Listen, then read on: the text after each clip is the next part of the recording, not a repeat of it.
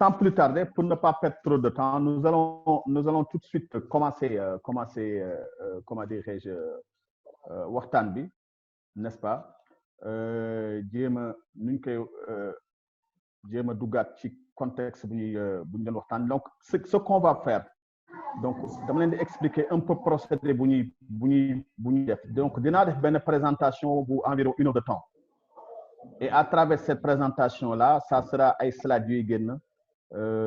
en PowerPoint ya nga xam di ngeen ko mën a suivre directement à partir ci biir fi ngeen nekk ngeen koy gis, mais en même temps di ngeen mën dégg samay voix. Mais je vous suggère yéen bu fekkee mën ngeen am à part des papiers à côté wala li ngeen bindee ngeen jël ay notes, parce que dinañ fi joxe beaucoup de choses, beaucoup d'éléments yi nga xam ne peut-être dina leen amal importance et que après peut-être ngeen bëgg cee xam un peu plus ngeen bëgg cee xam un peu plus. Et là vous pouvez remonter des questions ya nga xam ne da ngeen koy bind envoyer ko. Donc les 30 minutes qui nous resteront et puis là ñu jëm cee tontu très rapidement quoi. Voilà.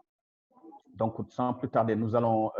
commencer. Donc nous allons, comme je l'ai dit tantôt, essayer donc de faire ce webinaire, n'est-ce pas, qui va nous parler donc de quelle attitude mentale en ce moment. Donc on va se jeter à l'eau ou bien plutôt on va courir sur l'eau, ce qui est un peu dur. Donc bu ñu koy commencer déjà dañ koy commencer en vous présentant ce que j'appelle présentement moi la situation. Pourquoi la situation? Parce que dafa am lu ñuy tuddee 2 notions philosophiques floues. Bu ñuy wax benn bi ordre, beneen bi ñu ngi koy tuddee le chaos. Donc ordre mooy bu mbir mi jaaree yoon, maanaam bu fekkee adduna bi mu ngi dox, c'est-à-dire que yaa ngi liggéey, yaa ngi wàcc sa entreprise mu ngi dox, mu ngi fonctionner, et cetera, et cetera, et cetera. C'est-à-dire que yaa ngi sa famille, tout marche. Évidemment, de temps en temps, il y a quelques petits bobos, quelques petits problèmes, mais rien de bien grave. Je pense qu'il y a 3-4 mois, on était dans l'ordre, tout marchait bien, n'est-ce pas? Le chaos nag mooy bu yëf yi jaxasoo. Quand bu yëf yi jaxasoo, c'est-à-dire que mu am par exemple lenn lu la dal nga ñàkk sa liggéey wala sa entreprise daanu wala nu ñu koy tuddee de sax feebar ñëw dal kenn sa famille, comme c'est le cas aujourd'hui, wala la mort vient frapper kenn ku la jege daal di wàññeeku, et cetera, et cetera. Maanaam yëf yi jaxasoo daal, c'est ce qu'on appelle le chaos. Et en réalité dañuy yaakaar ni ordre bu ordre amee ñu xam ni moom ordre chaos dafa notion philosophique floue bu may wax ça dafa mel ni ñoom ñaar bokkuñu dara ci àddina, mais en réalité l'ordre et le chaos en fait ils ont un lien entre eux, parce que nu ordre fekkee bokkee suñu biir àddina, le chaos aussi fait partie de notre vie, c'est-à-dire que liy jaxasoo aussi si suñu àddina la bokk. C'est-à-dire que képp ku nekk si àddina war ngaa sóoraale ne ordre nu mu nekkee si àddina, chaos aussi dafa bokk si suñu dund, c'est-à-dire que de temps en temps suñu dund day jaxasoo. Comme c'est le cas présentement, la nga xam ne xaaruñu ko kenn préparé wu ko parce que surprise lay nekk dafay ñëw dal ñu. Donc la plupart d'entre nous sont en train de se poser 1000 questions parce que ñii xamuñu ndax dinañ reprendre seen liggéey bi ou non, ñii xamuñu ndax dinañ mën a continuer def ak crise bu mu war a indi ci àdduna bi yëpp. Donc ça c'est le chaos, mais ça fait partie de notre vie. Donc et on a besoin d'en discuter. Loolu moo tax sax ñu organiser un peu, comment dirais-je, webinaire bi mën cee waxtaan, parce que loolu dinañu permettre un peu ñu jéem a xool yan conseil ak yan attitude mentale ak yan taxawaay dañu mën a am pour que bu fekkee yooyu appliqué nañ ko ñu mën a vaincre chaos bi pour que l'ordre puisse revenir. D'accord? Donc loolu nag boo ko gisee mooy daf ñuy yéegee ci question fondamentale mooy qu'est-ce qui fait réellement la différence? C'est-à-dire que boo poser question daal ne lan mooy distinguer en réalité ñiy réussir, ñiy créer entreprise muy dem, ñiy diriger, ñiy accéder au pouvoir, ñi nga xam ne ñooy gagner, et cetera, et cetera. Lan moo leen di différencier ak ñeneen ñi? Parce que question boobu je pense que fondamentalement ñu war na ko mën a poser wu. Et ce qui fait réellement la différence,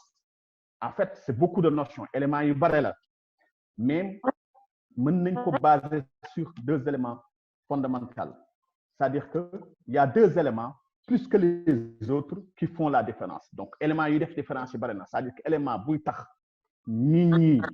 di tekki ñeneen ñi di am problème, ñi di réussir ñeneen duñu mën a réussir, ñi di gagner wala ñu 2 éléments là. Donc plus que les autres bien sûr. Bu weesoo nag yàlla ak yonent bi, parce que bu ñu fàttee quand même que bien sûr que nous sommes des croyants,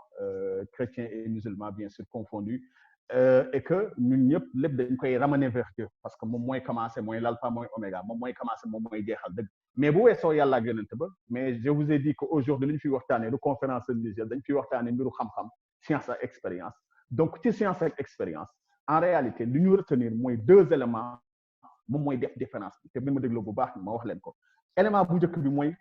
comment nous affrontons les difficultés et deuxième élément bi mooy comment nous résolvons les difficultés. Donc comment nous affrontons les difficultés mooy nan la ñuy affronter nan la ñuy jàmmaagloo ak difficulté ak jafe-jafe yi beneen élément bi mooy nan lañ koy résoudre nan lañ koy saafara parce que wax naa fi léegi que ne kaw si suñu dund la bokk le kaw fait partie de notre vie donc difficulté suñu dund lañ bokk donc difficulté yi kenn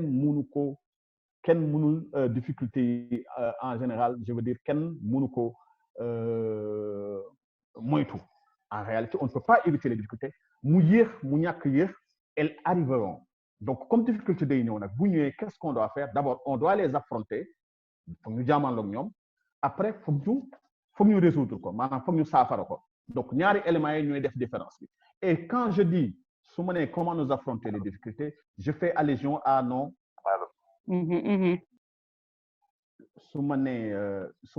je fais allusion à notre psychologie. maanaam nañ tuddee suñu psychologie suñu façon bu ñuy xalaatee suñu façon bu ñuy jëfee ci xel ak xalaat donc loolu la ñuy wax suñu psychologie et quand je parle de nan la ñuy résoudre difficultés yi maa ngi def allusion ak suñuy stratégie maanaam suñuy pexe yan pexe la ñu am et quand je parle de psychologie je fais allusion aussi à nos pensées maanaam suñuy xalaat et quand je parle de stratégie je fais allusion à nos actions maanaam suñuy jëf ñaari mbir yi bu nekk ci gauche ak colonne droite ñooy def différence ci àddina maanaam nan ngoy affronter difficulté yi ak nan nga koy saafara suñu psychologie ak suñuy stratégie maanaam suñuy pexe suñuy pensée maanaam suñuy xalaat ak suñuy jëf suñuy action loolu mooy def différence bi pour résumer li ma wax léegi c'est-à-dire que bu fekkee ma synthétiser ko bu fekkee da nga war a démarrer activité wala nga war a redémarrer sa activité avec succès maanaam nga bëgg a créer benn affaire comme ni yëf activité yi taxaw na mais bëgg nga koo démarrer wala même bu fekkee crise bi jeex na même ci biir àddina même bu fekkoon amuñu crise amuñu dara nga bëgg a démarrer activité wala nga bëgg a def dara wala bu fekkee da nga bëgg a influencer say clients influencer say collaborateurs aider say njaboot aider say xarit jàppale say kii bu fekkee par exemple da nga bëgg a trouver de nouvelles stratégies maanaam gis yeneen stratégie yeneen mbir yi nga xam ne war na la mën a jëriñ là tu as forcément besoin de savoir deux choses il faut nga xam ñaari mbir yi da nga ko soxla xam ma bamtuwaat ko bu fekkee da nga soxla lépp loo soxla ci àddina da nga bëgg a démarrer sa activité wala nga bëgg ko redémarrer avec succès nga bëgg influencer say clients yaa ngi liggéey nga bëgg influencer say collaborateurs nga bëgg jàppale sa famille sa njaboot jàppale say xarit nga bëgg trouver ay opportunités tu as besoin de savoir deux choses ñaari mbir yi foog nga xam ko mbir mu njëkk bi mooy lan mooy nan ngay diriger sa esprit c'est-à-dire comment diriger ton esprit et diriger son esprit mooy lan mooy nga am lu ñuy tuddee une psychologie robuste moo lay permettre nga am lu ñuy tuddee résistance moo lay permettre nga am lu ñuy tuddee résilience moo lay permettre nga am lu ñuy tuddee mental de gagnant moo lay permettre nga am lu ñuy tuddee ténacité et ça c'est fondamental parce que wax naa fi léegi bu ngeen ko fàtteewul que ne difficulté yi ala kulli al dina ñëw mais difficulté yi bu ñëwee foog ñu affronter ko bu ñu koy affronter nag psychologie bu robuste bi moo ñuy tax ñu affronter maanaam ci xel ci xalaat nga diriger sa esprit mën ko affronter résister ci am ci résilience am mental ba nga xam ne daf lay jàppale ak ténacité ba nga xam ne affaire bi du la faagaagal loolu c'est important et loolu pour nga am foog nga xam nan ngay diriger sa esprit moom la ñuy wax avoir ce qu'on appelle une psychologie robuste ça c'est le premier élément te moom mooy fekki premier élément boobu ma waxoon mooy comment affronter les réalités on affronte les réalités comment affronter les difficultés dañuy affronter difficultés en dirigeant notre esprit ñu am lu ñuy tuddee psychologie robuste deuxième élément ba nga xam ne il faut nga xam ko mooy comment contrôler say émotions nan ngay def ba contrôler say émotions nag moom moo lay jox ce qu'on appelle une stratégie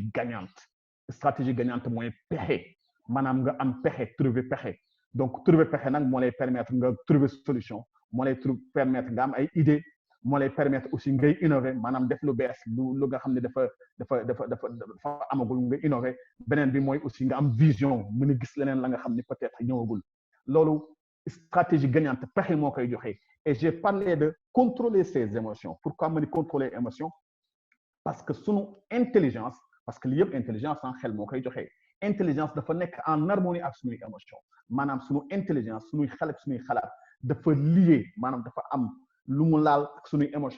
émotion mooy suñuy yëg-yëg dinaa ci ñëwaat ci fin bi dinaa ci ñëwaat incha allah ñu gën cee waxtaan donc ñaari éléments yi fondamentalement foog nga am ko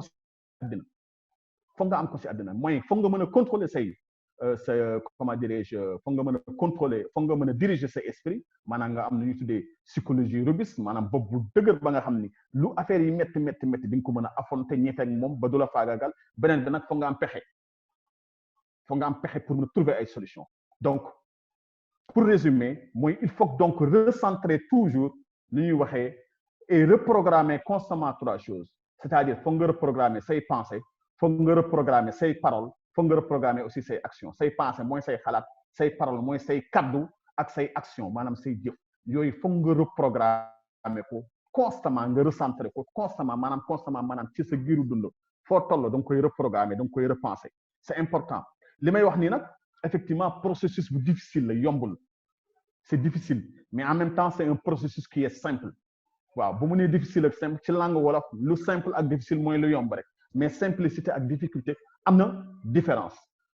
ce qui est simple n'est pas forcément difficile benn mbir mën na difficile ba pare daal di simple beneen mbir mën na simple ba pare daal di difficile lii nag dafa simple ba pare difficile ma joxe benn exemple par exemple boo nee dama bëgg yow chaque matin 5 heures du matin c'est très simple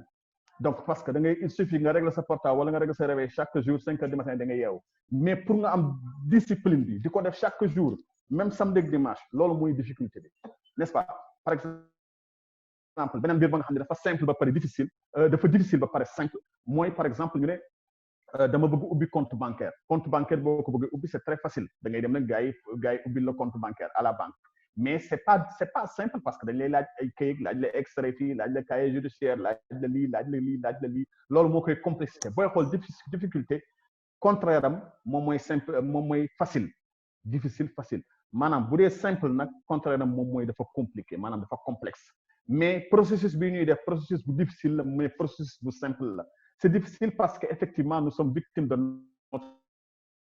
dafa nekk suñu biir ak suñuy peur suñuy ragal dafa am ay logiciels yi nga xam ne dañ ko créer installé ko ci suñu cerveau depuis ñu nekk xale ñan ñoo ko ci installé ñu ko ci installé mooy en réalité suñu ay parents ñu ko ci installé mooy suñu ay professeurs ñu ko ci installé mooy suñu ay camarades de classe suñu ay xarit mais malgré eux c'est pas que dañ ko cee installé parce que dañ ko cee bëgg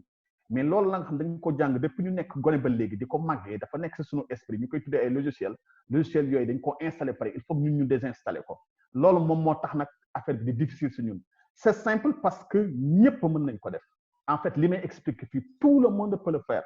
en fait diriger sa esprit contrôler say émotions tout le monde peut le faire il suffit juste yow nga am benn système ba nga xam ne fa ngay jaar rek ak ay méthodes yi ngay suivre pour mën ci acquérir mais lu xew ba xam lu wóor te wóor mooy il n'y a pas de carrière gagnante avec une psychologie faible et une stratégie de perdant maanaam bu fekkee amoo psychologie bu dëgër am na ña nga xam ne bu problème ñëwee dañuy affolé dañuy réer maanaam seen psychologie dafa faible tellement seen bopp seen mental faible na faiblesse ba nga xam ne lu ñëw faagaagal leen ñëw daanal leen am na ña nga xam ne aussi pour ñu trouver stratégie day difficile du ñu am pexe donc ñaar yooyu bu fekkee da nga bëgg am carrière bu mag carrière bu am nga tekki dëggantaan ci àddina il faut ñaar yooyu ànd mënul ñekk parce que autrement bu fekkee ñaar yooyu amul qu'est-ce qui va se passer bu ñaar yooyu amul nous risquons d'être et de devenir deux choses maanaam dinañ nekk wala ñu nekk lu ñuy tuddee les résignés wala ñu am lu ñuy tuddee les dispersés ñaar yooyu moo mën a am c'est-à-dire que bu fekkee amuñu psychologie bu dëgër amuñu stratégie dañuy nekk lu ñuy tuddee résigné wala ñu nekk lu ñuy tuddee dispersé lan mooy résigné ak lan mooy dispersé alors résigné mooy lan résigné mooy quelqu'un ba nga xam ne amul mentalu gagneur résigné mooy nit ka nga xam ne il n'agit pas il réagit donc duñu agir dañuy réagir rek agir mooy def action mooy nga xëy dem kër yi dem uti ay affaire réaction nag mooy da ngay toog rek xaar événement bu ñëw nga tontu ci bu fekkee da ngay toog xaar événement ñëw nga tontu ci yow réaction ngay def alors que da nga war a def action def réaction un résigné moom réaction lay def day toog këram rek di xaar lu mu gis mu réagir lu mu gisul de réagir un résigné mooy kan mooy quelqu'un ba nga xam ne dafa nekk lu ñu tudd en mode spectateur de sa vie spectateur mooy kiy seetaan spectateur day seetaan rek acteur nag day agir yow au lieu d'être spectateur de ta vie tu dois être acteur de ta vie donc acteur de ta vie mooy kuy def action ci biir dundam ñun nag malheureusement suñu société on est beaucoup spectateur de notre vie dañuy toog di xaar ba am na ay quartiers yu tudd xaar yàlla suñu biir dëkkuwaay ngeen baal ma ñu dëkk xaar yàlla mais en réalité ñun un résigné c'est comme ça c'est quelqu'un qui est toujours en mode spectateur de ta vie il attend un résigné c'est quelqu'un qui est otage de ses préjugés lan mooy préjugé parce que un résigné toujours il passe tout son temps à se dire j'ai pas de chance il passe tout son temps à se dire man awma chance man awma xaalis man xawma kenn ku bien placé man awma diplôme man jànguma alors que yooyu yëpp c'est des préjugés en fait du jàng moom mooy tax a tekk si àddina doo am diplôme mooy tax a tekk si àddina mbiru chance effectivement c'est très relatif parce que la chance effectivement peut-être mën nañ ci waxtaan après c'est quelque chose ba nga xam ne da nga koy provoquer la chance c'est une attitude en réalité la chance dañ koy créer yaa koy provoquer et beneen bi mooy aussi yooyu yëpp muy wax naan ay je ne suis pas bien nekk effectivement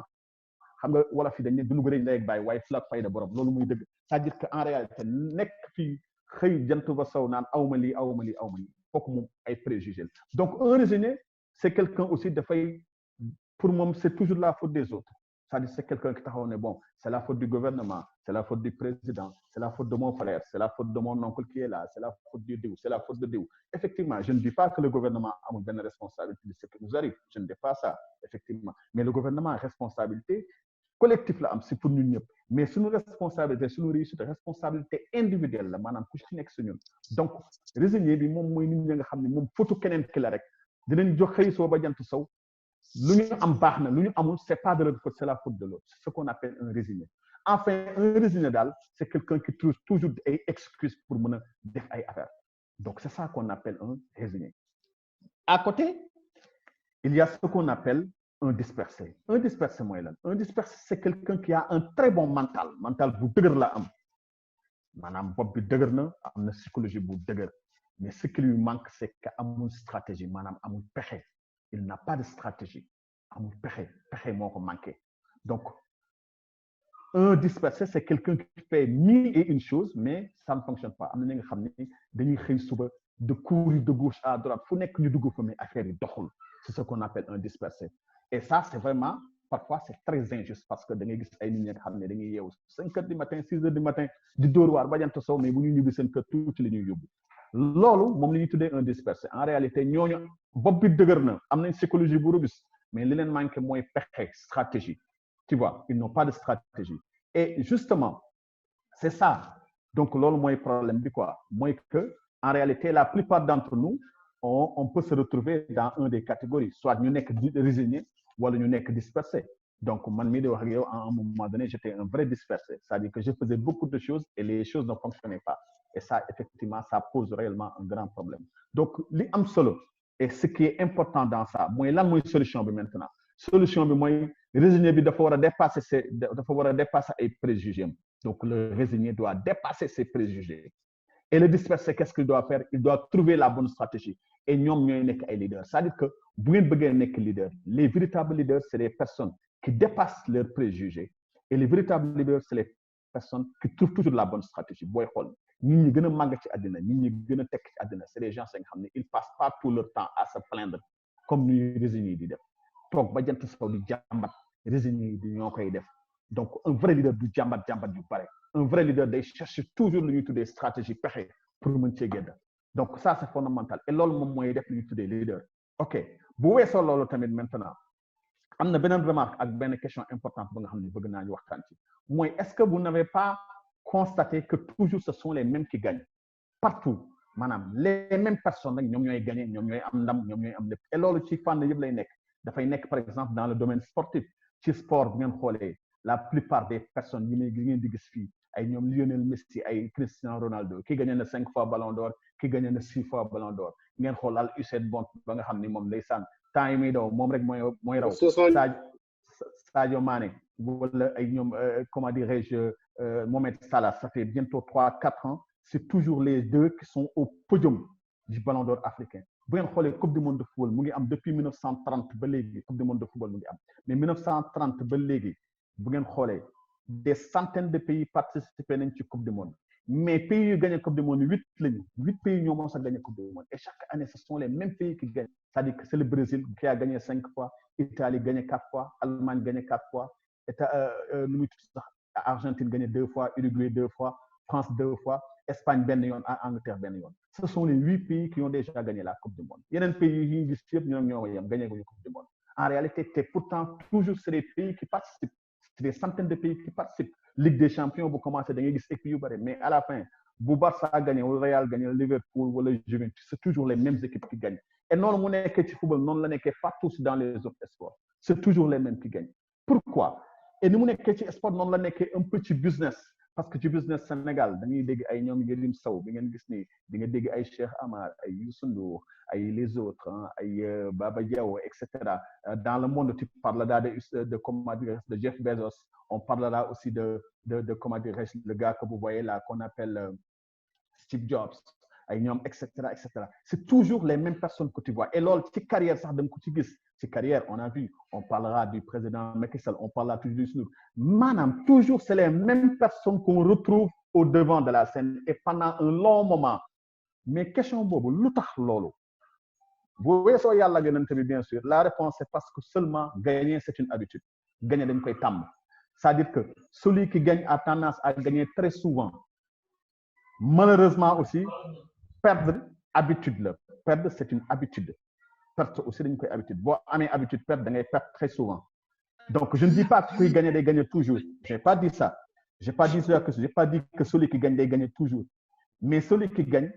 maanaam équipe yi gagné wala businessman yi gagné wala politiciens yi gagné wala gars yi gagné seen carrière li ñuy gagné moo ëpp li ñuy perte et je ne dis pas aussi que perte habitude la que perte kuy perte da ngay perte toujours perte habitude la bien sûr je ne dis pas que ñuy perte dañuy perte toujours je dis que ñuy perdre li ñuy perte moo ëpp toujours li ñuy gagné parce que y a toujours ce qu'on appelle deux choses donc quand je dis gagner ak perdre bu ngeen xoolee j'ai mis deux photos de Sénégal qui gagne et Sénégal qui perd parce que ñun on a tendance à gagner très souvent mais am na yenn équipe yi nga xam bu ñu dajee ñoom dañuy perdre très souvent ñu mel ni Algérie ak Cameroun bu ñu dajee ñoom phase finale la plupart dañuy perdre pourquoi parce que Cameroun ak Algérie ils ont l'habitude de gagner sur nous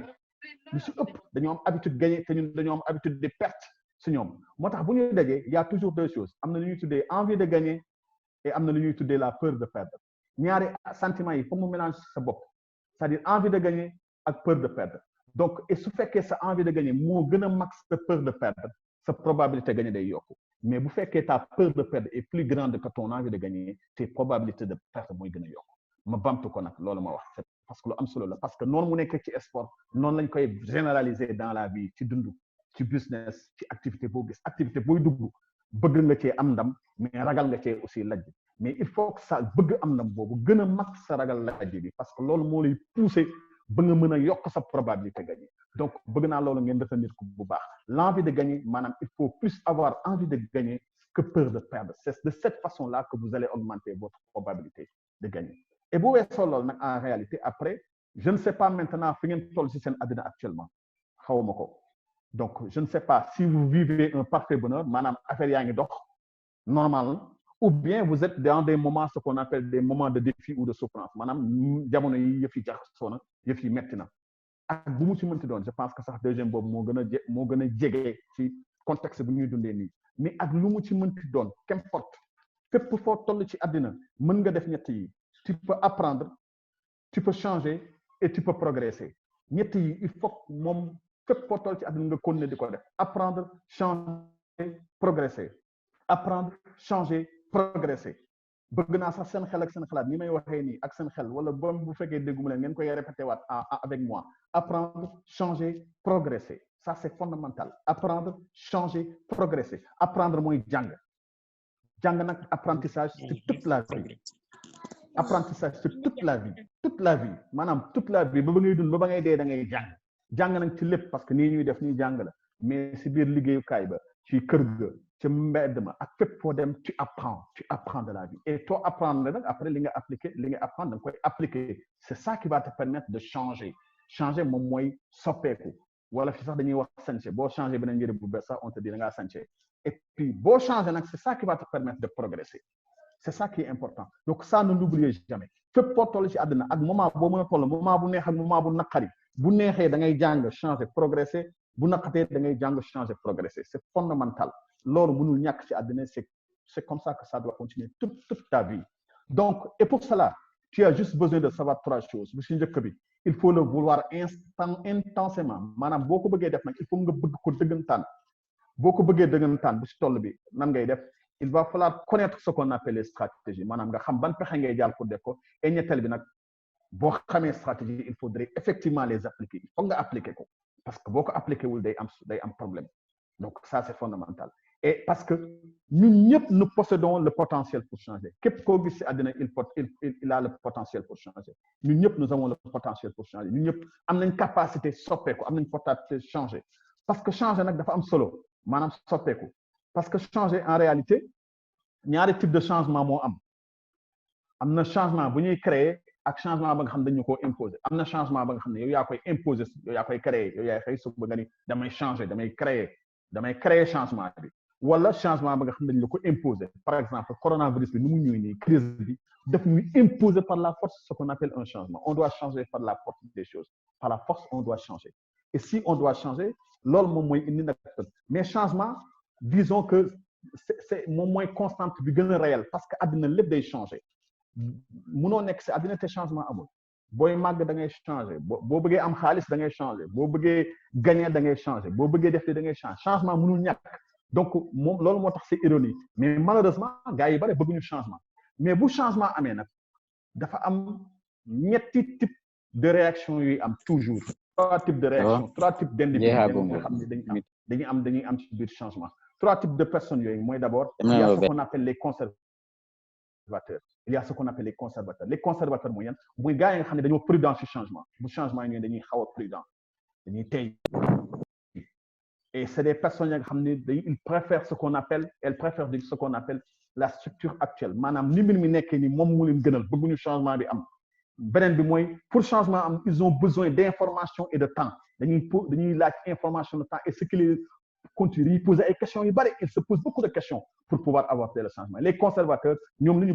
dañoo bëgg un changement qui se fait petit à petit changement ba nga xam ne nànk-nànk c'est ce qu'on appelle les conservateurs me remarqué nag que les conservateurs ce n'est pas toujours péjoratif maanaam du toujours quelque chose qui est péjoratif beneen bi mooy à côté il y a ce qu'on appelle les créatifs mooy nit ñi nga xam ne ñoom ils aiment le risque dañuy bëgg risque am na nit ñi nga xam ne ñoom toujours dañuy remettre en cause structure actuelle maanaam ni mbir yi nekkee toujours dañ koy remettre en cause et en plus de cela c'est des personnes qui ci groupe bi boo leen fekkee toujours c'est les plus innovants et c'est les plus novateurs maanaam ñoom ñooy gën a bëgg affaire yu bees affaire yu soppeeku et ensuite lu ci ëpp ñoom ñooy nekk ce qu'on appelle les moteurs de changement les créatifs et en plus de cela ñoom changement bu ñu bëgg mooy changement bu rapide et radical le changement doit être rapide et radical à la différence conservateur ñoom dañuy bëgg changement buy dem petit à petit mais créatif dañuy bëgg changement bu rapide et radical seen diggante nag entre ñoom il y a ce qu'on appelle les pragmatiques moom mooy nit ñi nga xam ñoom ñooy nekk médiateur entre conservateurs yi ak créatifs yi mais en même temps c'est des gens yi nga xam dañuy étudier changement bu baax ils étudient le changement parce que dañuy chercher ce qu'on appelle une fonction claire du changement et ñoom qu'est-ce qu'ils veulent ils veulent ce qu'on appelle un changement radical donc c'est à vous maintenant ngeen situé wu ci ban type ngeen bokk conservateur pragmatique wala créatif effectivement donc et lu mënti xew pour nga def changement foog mu am transition maanaam nga jógee ci lii dem ci lii par exemple ñun di changement buy am dafay am transition mais transition boobu lu ci njëkk am mooy il faut mu am lu ñu tuddee durabilité moom mooy lan durabilité moom mooy capacité à prendre soin de pour pouvoir faire face et répondre aux défis sur le long terme mooy lu yàgg maanaam bu difficulté ñëwee maanaam jafe-jafe ñëw te xamoo ñaata temps lay durer mais il faut nga am durabilité maanaam foog nga am capacité résister le plus longtemps possible te loolu moom mooy durabilité maanaam coronavirus bi dal nañu crise ñëw na mais kenn si ñun mën la wax kii fii lay yem xamuñu dans 2 semaines la xamuñu dans 1 mois la xamuñu dans 2 mois la xamuñu fan lay yem mais loolu lu ëpp solo mooy il faut ñu am durabilité maanaam il faut ñu am capacité résister pendant tout le temps ba nga xam ne le plus longtemps possible ñu résister ci défi bi ak ci difficulté yu ñuy dund te loolu nag pour mu am il faut que d'abord lu ci jëkk mooy nga veiller ci sa forme physique ak émotionnelle sa forme physique maanaam sa yaram sa wér-gu-yaram sa tàggat yaram da nga ci war a veiller sa émotion maanaam sa façon bi ngay yëg ak say xalaat da nga ci war a veiller bu baax beneen mbir mi mooy il faut nga éviter def ñu tuddee burn out xaw ma nag nan lañ koy traduire ci wolof maanaam di nga nekk ci ay difficultés nga xam parfois dafa mel da ngay réer nga gis ay gars yi nga xam ne bu leen dalee maanaam ñu ñàkk kenn ku leen jege wala ñu nekk ci ay problème dañuy nekk ci burn out maanaam dañuy jékki-jékki saa mu mel ni seen àddina dafa arrêté dootuñu sangu dootuñu solo dootuñu bëgg dara donc ils sont en complètement n'est-ce pas out et loolu nag pour mu am effectivement il faut nga am 4 élément bu njëkk bi mooy il faut ngeen di def ay exercices physiques maanaam il faut ngeen di tàggat seen yaram donc beneen mbir mi mooy il faut ngeen di am nutrition bu jaar yoon ngeen xam li ngeen di lekk ak li ngeen di naan bu leen def comme ñu sant Cissé ñu sant Mbaye ak Touré nga xam ni buñ toogee seen kër confinement bi lekk ak naan rek lañ koy def da nga war a lekk naan mais lekk naan ba nga xam ne dañ ko jaar yoon dañ ko teg ci yoon. ñetteel bi mooy il va falloir que nga am sommeil bu baax sommeil bu équilibré ngay nelaw bu baax nag c'est vrai que difficile na si suñu contexte yi ñuy dund ñun parce que famille beeg ñoom seen effectivement c'est pas toujours évident mais il faut nga am sommeil bu baax. et la troisième chose mooy il faut jouer moom mooy le jeu loolu nag dinaa ci taxaw tuuti parce que suñu société dañ naan mag du foo mais en réalité waxuma n'importe quel foo mais nag dafa war a foo effectivement àddina da nga war di foo de temps en temps il faut jouer avec ta famille jouer avec tes enfants foog say njaboot le saa nga organiser concours fecc wala dàqante ci biir kër gi jouer parce que loolu dafa bokk ci dundu doomu aadama et c'est très important parce que da lay permettre nga gën a mën a résister dans la durabilité mais bu fekkee tu fais toujours les mêmes choses routine bi loolu dafay rey sa durabilité doo mën a tenir lu yàgg donc loolu mooy premier élément durabilité pour toujours da nga fekkee da nga bëgg a assurer transition changement bi il faut nga am luy tubaab di tuddee aussi résilience alors résilience nag mooy lan résilience foog ngeen xam ne originellement étymologiquement maanaam moo la ba nga xam ne dañ ko jagleel ay métaux maanaam ay weñ moom lañ ko jagleeloon maanaam booy xool ci définition résilience c'est la propriété pour un métal de résister au choc métal comme ñoom fer weñ wala mu nekk diamant wala or wala aluminium wala manganèse wala nekk n'importe quel métaux ñoom da ci am seen propriété ba nga xam ne résister au choc yi maanaam doo tàng par exemple mën nañu xam ne fer weñ moom moo gën a dëgër aluminium donc yooyu yëpp moom mooy propriété bi ñuy wax résilience bu ngeen demee ci forgeron yi maanaam tëgg yi wala ngeen dem ci usine métallurgie yi qu'est-ce qu'ils font dañuy jël acier bi ñu dugal ko ci comment dire ñu dugal ko ci loolu bi ñu dugal ko ci kii bi ci safara bi bu ñu ko dugalee ci safara bi ba mu tàng da ngay gis acier bi day xonq cur bu xonqee da ngay gis dañ koy génnee bu ñu ko génnee dañuy jël matt di ci dóor tang tang tang bu ñu ko dóoree ba pare dañ koy dugal ci ndox mu sedd daanaka refroidissement rapide mu def ci loolu pourquoi ñu koy def en fait c'est pour rendre le métal beaucoup plus dur beaucoup plus résistant moo tax ñu koy def noonu donc c'est ce qu'on appelle la résilience loolu nag la ñuy adapté ci doomu aadama ñu tuddee ko résilience quand on dit qu'une personne est résiliente ça veut dire que cette personne a la capacité de surmonter rapidement l'adversité les personnes résilientes nit ñi nga xam ne dañoo résilience bu leen dara dalee lu metti dañ koy gaaw a romb maanaam dañ koy gaaw a consommer ci seen yaram loolu la ñuy wax résilience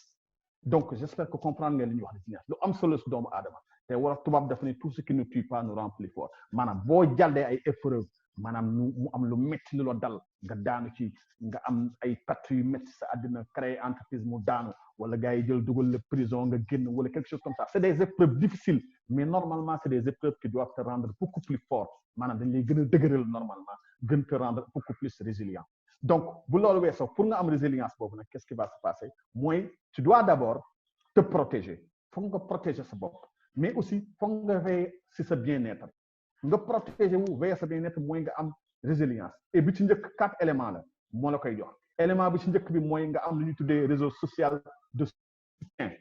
foog nga am ñi la jege ñu lay soutenir d'abord si sa famille lay commencer sa papa sa yaay sa jëkkër sa jabar say doom say frère say sœur ñu jege la wër la nga nekk ci ay difficultés ngeen di sottante xalaat pour mën a dimbalante jàppalante seen biir réseau social de soutien mën na sax génn nekk un réseau d'entrepreneurs maanaam ay entrepreneurs yéen a bokk li ngeen def ngeen am réseau ba nga xam da ngeen ciy waxtaan seen biir di sottante xalaat pour mën cee génn par exemple wala benn endroit je salue par exemple waa réseau Ndaari yi nga xam ne ñoom ñëpp ñu ngi nekk fii muy un réseau ba nga xam ni c'est composé d'expatriés sénégalais de retour ak d'expatriés yu bëgg ñibbi donc yooyu yëpp c'est des réseaux de soutien yi nga xam ne ñuy jàppalante pour mën a supporter système bi gën koo mën a dem loolu moom mooy premier élément bi deuxième élément bi c'est ce qu'on appelle exprimer ses sentiments c'est-à-dire boo nekk ci ay difficultés nekk ci ay problèmes bul tëju foog nga koy wax dee ci waxtaan peut-être ba fekkee sa biir kër amoo ko waxtaanee mais li may wax ci réseau yi wala association d'entrepreneurs wala fi ngay liggéeyee yi nga xam ne yéen a bokk farne war ngeen cee mën a waxtaan entre vous pour mën a trouver mais li gën a bon mooy nga nekk ci ay difficultés nga daal di tëju bañ a génn. Troisième élément mooy faire preuve de gratitude au quotidien gars yi da leen sant gratitude da leen sant parce que en réalité mbir mi toujours mënoon na fee gën a metti boo xool aujourd'hui li mu yëf yi métti ñun am nañ possibilité aujourd'hui dugg ci benn xarala bu ñuy wax Zoom ñuy waxtaan ci suñu biir am na ñi nga xam ne amuñu possibilité boobu c'est encore beaucoup plus dur donc bu leen def comme les résiliés yi ma doon wax les gens qui passent tout leur temps à se plaindre maanaam toog di jàmbat réglé wul sa problème nit ki da nga war toujours nga am tuuti gratitude te gratitude moo lay permettre nga toog toujours lu situation métti nga xool le bon côté des choses c'est ce qui va te permettre d'avancer. Et enfin, troisième élément, moi, avoir ce qu'on appelle le sens de l'humour. Le sens de l'humour, moi, effectivement, avoir sa capacité à rire, du rétan. Parce que nous des rétan, nous des à la maison, avec les amis, etc. Riez, parce que c'est la musique c'est ça qui va vous de vivre encore beaucoup. Donc, maintenant, changer de difficile, changer yombul. Parce que changer de rêve d'une action. Et là aussi, ça suppose d'entrer en guerre contre soi. Si vous voulez rêve d'une action, il faut que vous certains éléments, il faut que vous pour définir un élément. C'est-à-dire qu'il faut satisfaire certains éléments au détriment d'autres. Si vous voulez am dara, il faut que vous dara. Mais si vous voulez am dara aussi, il faut que vous fassiez dara. Lolo nak mom moy difficulté. Mais lolo pour nga am ko nak effectivement, il faut nga génn lu ñu tuddé sa zone de confort. Sortir de ta zone de confort. Zone de confort mooy zone bi ngeen gis nii mu nekk en jaune nekk ci en blanc nekk ci digg bi mooy zone bi nekk fa nga xam ne fa la peur yi nekk maanaam ragal fa la vie limitée bi nekk fa nga xam ne li ñu tàmm foofu la nekk mais boo bëggee gis leneen boo bëggee am leneen il faut nga génn ci zone de confort bi dem ci zone épanouissement dem ci zone excitation dem ci zone leneen c'est-à-dire que boo bëggee def dara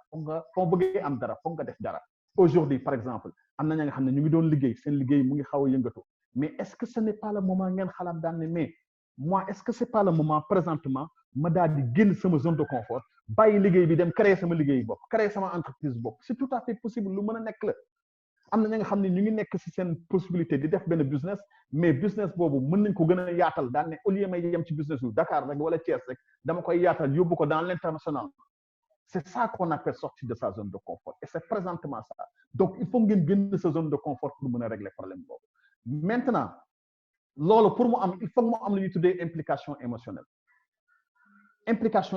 mooy lan damay poser benn question est-ce que yéen a ngi fàttaliku datu 31 mai 2002 31 mai 2002 dama bëgg jël une minute ku si nekk si yéen xalaat fan la nekkoon 31 mai 2002 jour boobu ban jour la dajeel fan la ko fekk ak ban jour la dajeel je vous donne 30 secondes ngeen réfléchir 31 mai 2002 fan la leen fekk ak lan ngeen doon def donc ma jox leen élément peut-être ba nga xam dina leen jox c'est le jour buy match France-Sénégal jour bu France-Sénégal dajee fan la leen fekk effectivement la plupart d'entre vous yéen ngi koy fàttaliku c'était un vendredi 31 mai France-Sénégal dajee coupe du monde Sénégal door France mais jour boobu yéen ñëpp ngi koy fàttaliku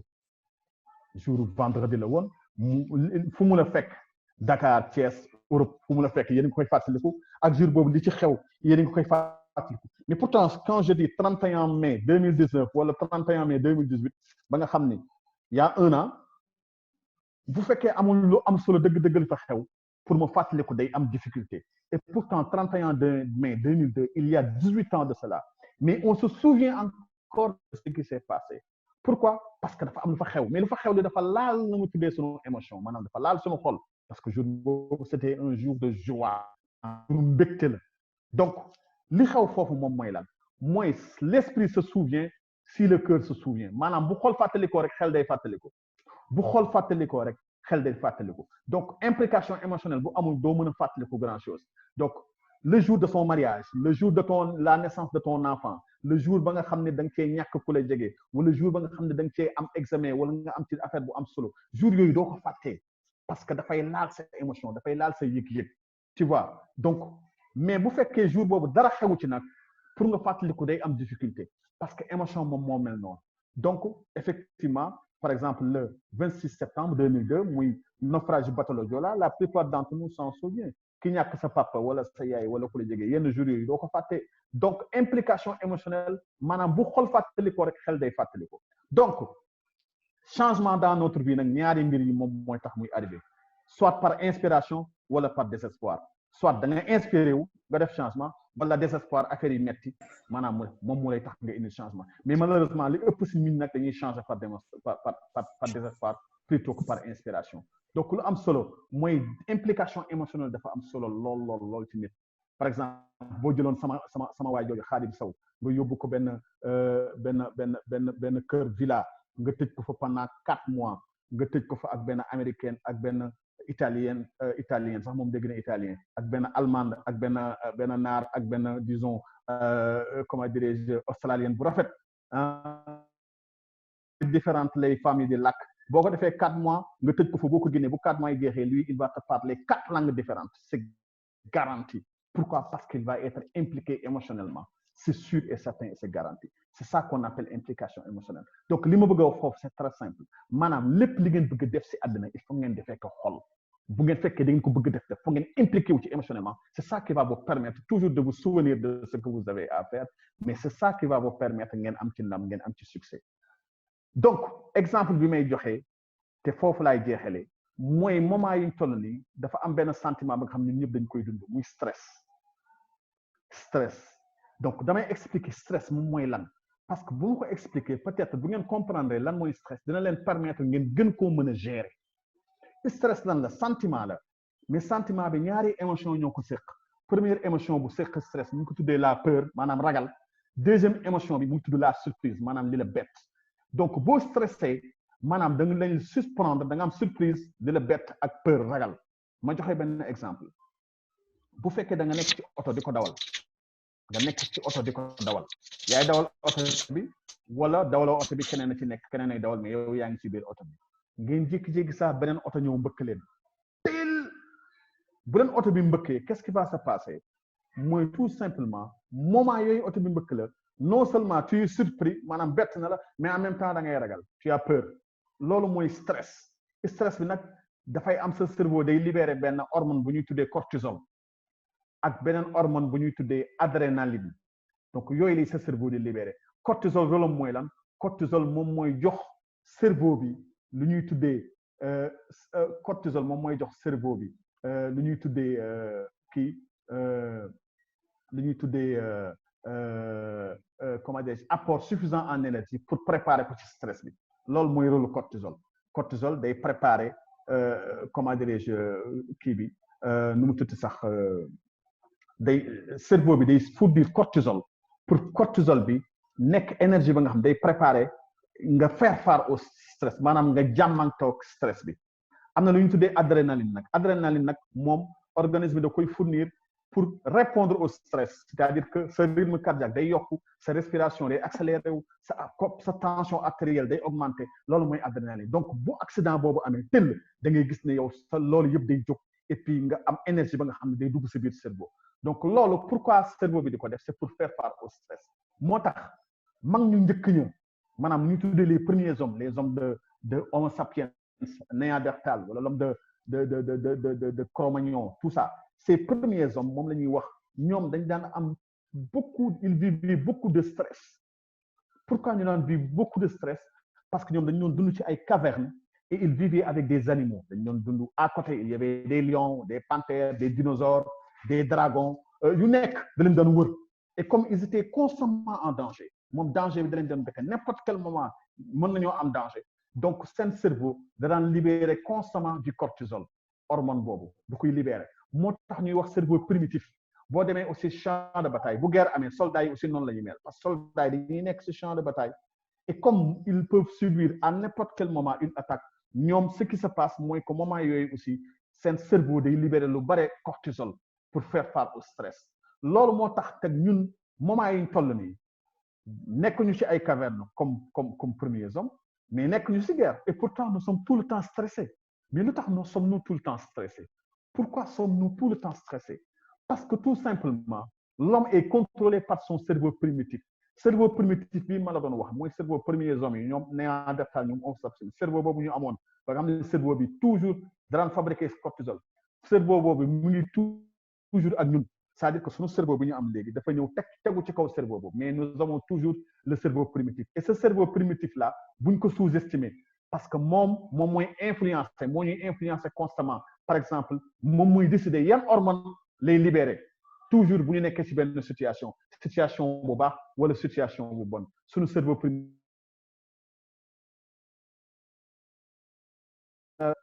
am xaalis wala nga nekk góor bu rafet am xaalis c'est-à-dire que tu es belle tu es beau ou célèbre siiw nga tu as des pouvoirs sa affaire baax na mais tu as de fortes chances que sa dund neex sa dund day neex xam nga tax sa dund lu tax muy neex parce que tout simplement ce cerveau primitif day libérer toujours lu ñuy tuddee ay hormones positives en permanence ay hormones positives am na benn hormone positive bu ñuy tuddee adrénaline astafurlah pas adrénaline ñu ngi koy tuddee testostérone moom la ñuy tuddee l'hormone du pouvoir maanaam sa cerveau toujours hormone positive lay hormone positive nag daf lay permettre nga envisager sereinement l'avenir tu peux faire des projets boo bëggee def ay projets di am ay idées di affaires yi xool suba muy neex il faut que sa cerveau di libérer ay hormones positives te loolu foog sa nekkaay moom moo koy wane toujours boo nekkee ci situation bu baax sa cerveau hormone positive lay libérer par contre bu fekkee da nga nekk situation bu gën a difficile sa poste dara nekk ci maanaam nga ñàkk nga pauvre nga nekk au chômage yow amoo compétence amoo relation maanaam amoo métier amoo benn relation xamoo kenn yaa ngi nekk lu ñuy tuddee en bas de l'échelle sociale maanaam yaa ngi dund bu metti dund pauvreté da ngay stressé toujours te da ngay déprimé te loolu c'est pas étonnant pourquoi c'est pas étonnant parce que ce cerveau day libérer en permanence lu ñuy tuddee cortisol bi ma waxoon sànq hormone du stress pourquoi mu koy libérer c'est pour faire face aux situations de crise qui peuvent survivre à tout moment comme yow toujours ci ay situation de crise rek ngay nekk maanaam crise ba boo yeewoo yaa ngi ut li nga lekk yaa ngi ut li nga naan yaa ut li ngay fayee courant yaa ngi ut li ngay fayee facture et cetera situation de crise toujours ngay nekk et comme da ngay nekk situation de crise ce cerveau toujours day libérer cortisol toujours moo tax ngay stressé toujours donc en réalité ce qui se passe mooy que sunu cerveau dafay anticiper événements yu ñëwagul moo tax ñuy stressé toujours maanaam xam nga peur ak surprise lay am peur bi peut-être mu ngi fi surprise bi ñëwagul maanaam yow yaa ngi ragal li ñëwagul suba te sa cerveau day anticiper li ñëwagul suba moo tax comme da koy anticiper day libérer cortisol loolu mooy indi stress loolu nag lan moo ci saafara li ci saafara mooy da nga war a nekk devenir ce qu'on appelle un dominant mooy lan mooy il est extrêmement important si vous n'êtes pas dans une bonne situation sociale de faire croire à votre cerveau que tout va bien maanaam situation bi lu mu metti da nga war a gëmloo sa cerveau primitif que affaire yi mettiwul xam nga lu tax parce que c'est comme ça que tu peux profiter de son soutien subconscient et ne pas subir les hormones du stress que vous ronge c'est-à-dire que bés bu sa cerveau primitif xamee ne yow situation bi nga nekk baaxul dafa metti moom day libérer toujours ay hormones lu ñuy tuddee cortisol da ngay stressé par contre soo gëmloo sa cerveau que ne yow en réalité situation bi ñangul en fait doo subir loolu donc loolu moo tax nag tu dois te battre loolu da ngay xeex nag yombul je sais mais tu dois te battre da nga war a xeex bu baax a baax non seulement tu dois te battre mais tu dois redresser la tête et aussi changer de comportement ensuite nga bomber le torse quand je dis bomber le torse c'est au sens propre comme au sens figuré c'est-à-dire bomber le torse maanaam sa taxawaay sa nekkin sa kii waroo wonee ne yow da nga am ay problème parce que bés boo commencé nekk di jàmbat di doo sangu doo solu doo puudaru doo sol say dàll yu rafet doo parfumé wu et cetera yow yaa ngi nekk situation moo xam ne sa cerveau primitif mu ngi naan saa waay ji il est en situation de crise et là il va fournir ce qu'on appelle du cortisol donc c'est dans la nature des êtres humains sur n'importe quelle chose à laquelle on se concentre on obtient davantage li nga concentré wu ci loolu ngay am su fekkee da nga concentré wu ci ay problèmes tu vas avoir plus de problèmes su fekkee da nga concentré wu sur comment mieux faire une chose nan nga koy defee mu gën a baax effectivement tu feras mieux cette chose c'est-à-dire il est important ci moment bi ñu toll problème lu mu rëy nga bañ a concentré wu ci problème yi mais nga concentré wu ci solution yi ci opportunité yi donc moment yi sama gars yi li ma leen bëgg a wax foofu mooy que moment yi ni mu metti concentré wu leen ci solution yi concentré wu leen ci opportunité yi te bañ a concentré wu ci problème yi parce que loolu moom mooy tax ngeen indi donc foofu laay jeexalee redressez-vous et tenez-vous droit bu leen nekk sëngeen bu leen sëgg il faut se redresser droit parce que effectivement sa corps day influencer sa esprit aussi day influencer sa corps donc il faut nga agir comme un dominant même boo nekkagul dominant tu dois agir comme un dominant et ensuite il faut pas refuser de combattre parce que si tu refuses de combattre par faiblesse wala pseudo-moralité tu vas être exploité sans pitié. Donc, il faut avoir l'air dangereux nga revendiquer ce droit d'exister. bu mu nee avoir l'air dangereux nag je le dis au sens figuré maanaam avoir l'air dangereux mooy boo xëyee nga sol lu rafet sañse def ba mu baax boo dee jigéen nga sañse ba mu rafet lekk daal di dund sa biir esprit que effectivement affaire yi non lay fonctionner. Je pense que il est 19h, il est 18h30. Je pense qu'on va arrêter là-bas. Donc, loolu laa amoon donc doon ko présenter si présentation. Je pense que j'ai respecté le timing. Tu me donnes peut-être l'occasion, Mami, me présenter leen, comment dirais-je, le prochain webinaire qui peut-être répondra à la question de notre ami. C'est-à-dire, le prochain webinaire, ça parlera un peu de l'intelligence émotionnelle. C'est-à-dire, mon prochain webinaire, on parlera d'intelligence émotionnelle. Intelligence émotionnelle, nag affaire bu am solo ci dundu doomu aadama la maa leen di ñaan yéen ñëpp bu leen ko raté boobu parce que dinañ fa laaj pourquoi et comment notre intelligence est en harmonie avec nos émotions. C'est-à-dire que dinañ ci waxtaanee lu tax ak nan suñu intelligence maanaam suñu xel nan la amee lien ak suñuy yëg-yëg suñuy émotion mooy suñuy yëg-yëg am na lien bu mag bu mu am donc moom la ñuy wax intelligence émotionnelle. Beneen bi place bu ñu war a donner ak lu ñuy tuddee les émotions positives dans notre vie ak comment maîtriser ces pulsions les plus destructrices am na ñi nga xam ne dañuy gaaw a mer am na ñi nga xam ne dañuy gaaw a gedd am na ñi nga xam ne dañuy gaaw a dóoree yooyu nan la ñuy def ba maîtriser ko ensuite l'importance de l'acquisition de l'importance émotionnelle intelligence émotionnelle dafa am importance ci dundu doomu aadama dafa am importance ci couple dafa am importance parce que mën na sauver couple mën na sauver sa entreprise mën na sauver say employés mën na sauver sa mariage mën na sauver sa nan lañ koy waxee ci sax sa réussite personnelle wala individuelle ak sa réussite collective ak dinañ découvrir aussi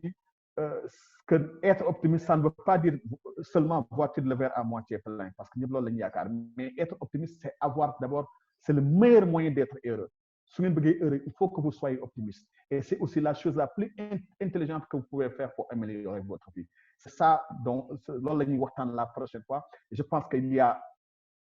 comment dirais-je le grand psychologue Goleman qui disait que l'intelligence émotionnelle représente 80% du succès dans la vie. Maanaam 80% suñu succès suñu dund ci intelligence émotionnelle lay jógee. Loolu la ñuy waxtaanee ci prochain webinaire bu neexee yàlla incha allah processus bu ñu paree ci intelligence émotionnelle dinañ waxtaan ci nan ngay amee un projet de vie maanaam nan ngay planifier ce futur ce suba nan lañ koy planifier parce que effectivement àdduna du da ngay xëy rek tëll comme ni ma ko waxee léegi nu na fi doon wax être spectateur de ta vie di xaar mbir yi ñëw dal ci kaw da nga war a nekk acteur de ta vie mais acteur de ta vie aussi da nga war a découvrir yow lan nga gën a bëgg def lan moo la war a gën a correspondre sa àddina nga war cee mën a tekki war cee réussir c'est ce qu'on appelle avoir un projet de vie planifier le futur bu ñu paree ci planification futur dinañ def beneen webinaire ba nga xam ne day consacré ci nan ngay affronter réalité bi maanaam motivation personnelle confiance en soi nan ngay gën a gëmee sa bopp etc. Et ensuite on parle aussi de décision beneen webinaire nan ngay jëlee décision et passe action parce que am na ñi nga xam ne dañuy xam lañu war a def xam fan lañ ko war a defee mais duñu passer jamais dans l'action. Ils font ce qu'on appelle la procrastination mooy nit ñi nga xam ni dañu war a def tey dañ naan noonu nañ bàyyi ba demee suba ñu ne noonu nañ bàyyi ba gannaaw suba amul problème noonu lañ koy jàppee ba xëy suba li ñu bëggoon def keneen def ko ñu naan pourtant ça c'était mon projet etc. Je pense que ça sera l'objet du prochain webinaire. Dans les prochains jours effectivement on lancera comment dirais-je le thème en Mali. On va lancer les choses. Puis vous pouvez aussi envoyer des emails si vous avez des questions wala suggestions wala des remarques wala su ngeen bëggee participer aussi ci prochain webinaire yi déjà je pense à partir de demain wala après-demain on va lancer les invitations pour que ngeen mën ci préparer pour participer aussi avec l'offre qu'on va vous faire là-dedans bien sûr. Et vous pouvez également devenir membre du groupe Coach Karou sur Facebook si vous ne l'êtes pas encore. Et dans le groupe, vous aurez toutes les informations par rapport au prochain webinaire. En tout cas, merci à tout le monde. Merci Karunga. Merci à tous. Allô? Oui. À très bientôt. Oui, on va essayer de conclure. Encore une fois, ma gërëm leen sant leen vraiment ci seen présence massive bi ngeen am webinaire bi après dinañ ko rediffuser dans les réseaux sociaux pour ñi nga xam ne raté nañ ko et puis on pourra effectivement aussi organiser d'autres rencontres inchallah rabbi et essayer effectivement de discuter de ces problématiques wala de ces thèmes